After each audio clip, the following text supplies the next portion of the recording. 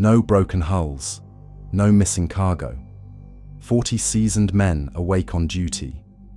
40 men staring at an impossible wake in the dark water. The SS Rotomahana was an 1,800-ton steamer crossing the New Zealand coast. Its crew documented a massive shadow measuring 100 feet long. Official maritime archives from 1891 register a completely unexplained oceanic encounter. The creature reportedly rose 30 feet above the freezing waves. Navigational logs easily explain sudden storms, hidden reefs, dead whales, but what explains an entire sober crew sketching the same prehistoric serpent at sea? The SS Rotomahana cut through the freezing Pacific waters under a heavy blanket of grey clouds. The year was 1891, a time when steam technology pushed the boundaries of maritime trade along the remote New Zealand coast. Below the main deck, the rhythmic thumping of the massive iron pistons echoed through the ship. Stokers worked in the sweltering heat of the engine room, shoveling black coal into the roaring furnace to maintain a steady speed.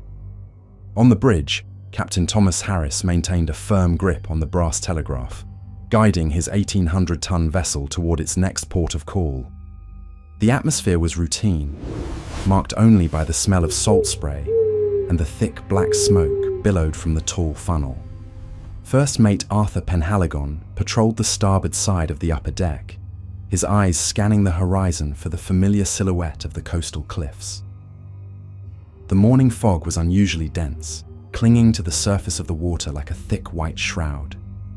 Suddenly, the ocean surface erupted only a few yards from the ship, creating a violent disturbance that rocked the massive steamer. Penhaligon froze as a dark, leathery shape began to emerge slowly from the churning depths. The disturbance was far too large for any known fish or mammal residing in these southern waters.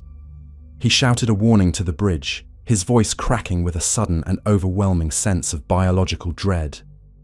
A long, serpentine neck breached the foaming waves, rising steadily until it reached a height of 30 feet above the deck. The skin of the creature appeared rough and dark, glistening under the pale morning light, with a texture resembling ancient stone. Captain Harris rushed onto the wing of the bridge, clutching his heavy binoculars as he tried to identify the impossible silhouette. The creature moved with a silent, haunting grace that seemed to ignore the mechanical noise of the steam engine. It turned its massive head, revealing two dark, unblinking eyes that stared directly at the terrified sailors gathered along the railing. No one on board had ever witnessed a biological structure of such immense and ancient proportions. The animal measured roughly 100 feet from its pointed head to the trailing wake behind its submerged body. Its presence displaced tons of water, forcing the helmsman to struggle with the heavy wooden wheel to keep the ship stable. Several crew members later described seeing enormous flippers moving beneath the waterline, propelling the beast with effortless power. The creature followed the SS Rotomahana for several minutes, maintaining a constant distance as if studying the metal intruder in its territory. The sailors stood in absolute silence, watching as the serpentine neck arched backward before diving deep into the abyss. A massive whirlpool remained where the creature had been, slapping violently against the riveted iron hull. When the steamer finally docked in Auckland, the news of the encounter spread like wildfire across the busy wharf. Journalist Edward Sterling was among the first to arrive at the pier, eager to capture the testimonies of the shaken men. He found the crew gathered in small groups, their faces pale and their hands trembling as they described the morning events. Captain Harris retreated to his cabin to complete the official logbook, his fountain pen scratching across the yellowish paper. He recorded the exact coordinates and time, refusing to omit a single detail of the sighting, despite the professional risks involved. First Mate Penhaligon provided a rough graphite sketch, depicting a creature that looked exactly like a prehistoric plesiosaur.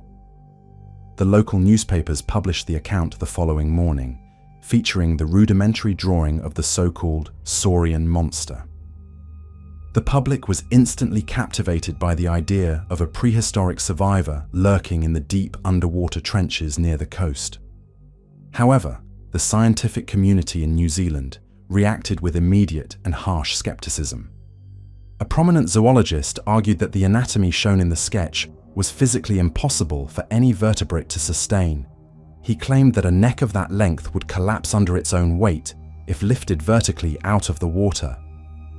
This academic dismissal created the first rift between the lived experience of the sailors and the official record. Despite the criticism, the crew members remained remarkably consistent in their descriptions during the initial maritime inquiry.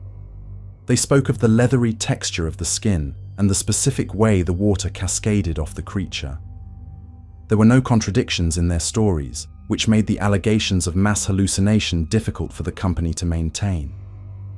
The shipping line executives grew increasingly concerned about the impact on their reputation and future ticket sales.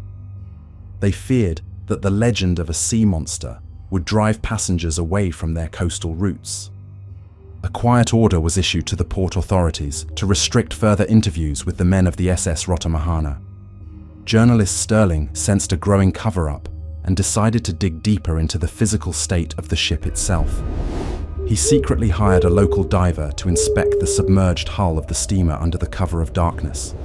The diver descended into the murky harbour water with a heavy lantern, searching for any signs of an underwater collision. Near the starboard bow, he discovered deep parallel grooves carved into the solid iron plates of the vessel. These scratches stretched for nearly 10 feet and appeared fresh, showing no signs of rust or typical ocean wear. The diver reported that the spacing of the marks suggested a claw or a set of jagged, stone-like scales. The diver returned to the surface with several dark, triangular fragments he had extracted from the deepest grooves in the iron hull. These organic scales were as hard as flint and possessed a strange, iridescent quality when held up to the light. Sterling took the samples to a private laboratory, hoping to find a biological link to the creature seen at sea. The marine biologist who examined the fragments was visibly disturbed by the cellular structure he observed under the microscope. He noted that the scales were unlike anything found in modern fish or reptilian species documented by science. They were ancient, heavily mineralized, and designed to withstand the crushing pressures of the deep ocean. News of the physical evidence reached the headquarters of the shipping company before Sterling could publish his findings. Within hours, the private laboratory was visited by two men claiming to represent the Maritime Board of Inquiry. They confiscated the organic scales and the biologist's notes, citing national security and maritime safety protocols. The investigator warned the scientist that discussing the findings would result in the immediate loss of his professional license. Sterling found himself blocked at every turn, his sources suddenly silent and his access to the dockyard permanently revoked. The institution was moving with alarming speed to bury the reality of the encounter beneath a layer of bureaucracy. Captain Thomas Harris was abruptly removed from his command and reassigned to a small, insignificant cargo route in the far north. His career as a prestigious passenger captain was over, a direct consequence of his refusal to alter the official logbook. The other crew members were scattered across different vessels, their unity broken by new contracts and non-disclosure agreements. The shipping company issued a final statement, claiming the marks on the hull were caused by drifting timber from a previous storm. They dismissed the entire episode as a combination of optical illusion and exaggerated sailor yarns. The Saurian Monster was officially relegated to the realm of myth, effectively erased from the serious maritime history of 1891. Years passed, and the SS Rotomahana continued its service until it was eventually sold for scrap metal in a distant port. The original logbook page containing the detailed description of the beast was neatly excised from the binding and never seen again. Most of the men who stood on the deck that morning took their secrets to the grave, weary of being mocked by a skeptical public. The journalist Edward Sterling kept a private file on the case until his death, containing a single letter from the diver. In the letter, the diver confessed that he had seen something else beneath the ship that night, a shadow much larger than the steamer itself. The mystery of the Saurian Monster remains one of the most compelling examples of institutional silence in the 19th century. Let us review the concrete facts remaining from the chaotic incident. 40 seasoned sailors independently reported a massive, long-necked beast rising from the freezing ocean. The initial ship logbook confirmed the exact date, time, and coordinates, while physical damage was documented on the lower starboard hull.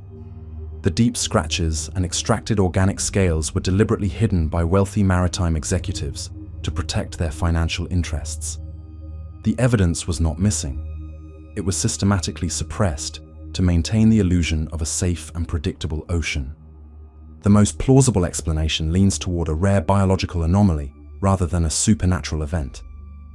The crew likely encountered an unidentified marine species living within the uncharted coastal trenches of the Pacific. This deep-water animal probably possessed a unique, rigid skeletal structure, allowing it to elevate its head for brief periods to scout the surface. It was a predator of immense scale, pushed into the path of the steamer by unknown deep-sea disturbances. The creature was a creature of flesh and bone, a remnant of an ancient lineage that had escaped the notice of modern naturalists. Its existence challenged the comfort of the shipping industry and the arrogance of contemporary science.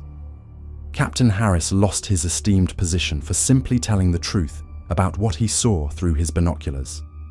The loyal crew was scattered, their professional reputations stained by allegations of incompetence and panic. The organic scales, the only physical proof of a new species, remain locked away or destroyed in a forgotten corporate archive. The truth was sacrificed on the altar of profit, leaving the public with nothing but a faded ghost story. We are left to wonder how many other ancient secrets have been buried by the very systems designed to document our world. If the physical evidence was purposely destroyed, who decides what history remembers?